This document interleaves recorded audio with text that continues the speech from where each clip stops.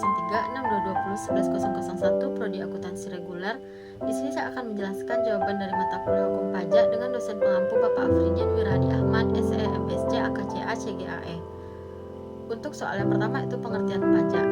Pajak merupakan kontribusi wajib kepada negara yang terutang oleh orang pribadi atau badan yang bersifat memaksa berdasarkan undang-undang dengan tidak mendapatkan imbalan secara langsung dan digunakan untuk keperluan negara bagi sebesar-besarnya kemakmuran rakyat. Pertanyaan yang kedua itu perbedaan pajak, retribusi, dan sumbangan serta berikan contohnya. Pajak adalah kontribusi wajib yang dibayarkan oleh individu atau badan kepada negara berdasarkan peraturan perundang-undangan yang berlaku tanpa imbalan langsung yang dapat ditentukan. Contohnya pajak penghasilan, pajak pertambahan nilai, dan pajak bumi serta bangunan. Retribusi adalah pembayaran yang dilakukan oleh masyarakat untuk mendapatkan layanan tertentu dari pemerintah. Retribusi itu bersifat wajib dan biasa terkait dengan penggunaan fasilitas atau layanan publik. Contohnya retribusi parkir, retribusi pelayanan kesehatan, dan retribusi izin usaha. Selanjutnya itu sumbangan. Sumbangan adalah kontribusi sukarela yang diberikan oleh individu atau badan untuk tujuan tertentu, biasanya tidak bersifat wajib dan tidak diatur oleh perundang-undangan. Contohnya itu sumbangan untuk bencana alam, sumbangan untuk yayasan sosial, dan sumbangan untuk kegiatan keagamaan. Pertanyaan yang ketiga itu fungsi dari pajak. Yang pertama itu ada fungsi penerimaan atau budgeter, di mana pajak itu berfungsi untuk menghimpun dana dari masyarakat bagi kas negara yang diperuntukkan bagi pembiayaan pengeluaran pemerintah seperti belanja pegawai, belanja barang, pemeliharaan, dan sebagainya. Fungsi mengatur atau reguleran, di mana pajak itu berfungsi sebagai alat untuk mengatur struktur pendapatan di tengah masyarakat dan struktur kekayaan antara para pelaku ekonomi. Misalnya dalam rangka mengiring penanaman modal, baik dalam negeri maupun luar negeri. Diberikan berbagai macam fasilitas keringanan pajak dalam rangka melindungi produksi dalam negeri. Pemerintah menetapkan biaya masuk yang tinggi untuk produk luar negeri. Yang terakhir yaitu fungsi distribusi. Pendapatan pajak itu menghimpun dana dari subjek pajak yang memiliki penghasilan dan selanjutnya oleh pemerintah memberikan bantuan kepada masyarakat yang kurang mampu melalui program KIS, KIP, pembangunan desa, dan pembangunan infrastruktur.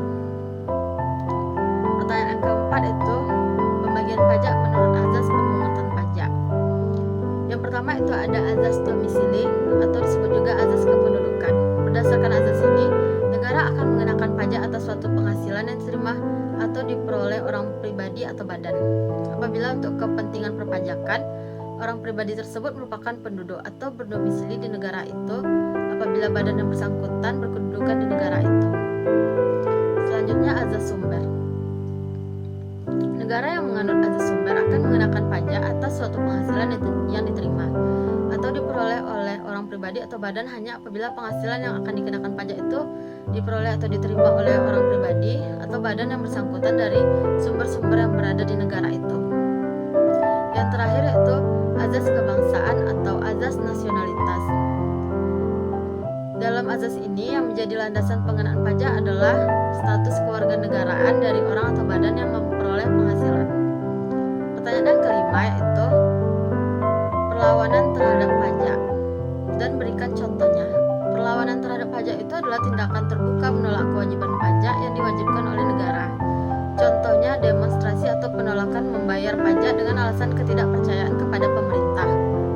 Perlawanan terhadap pajak itu dibedakan menjadi dua. Yang pertama ada perlawanan pasif, di mana perlawanan pasif itu berupa hambatan yang mempersulit pemungutan pajak dan mempunyai hubungan erat dengan struktur ekonomi.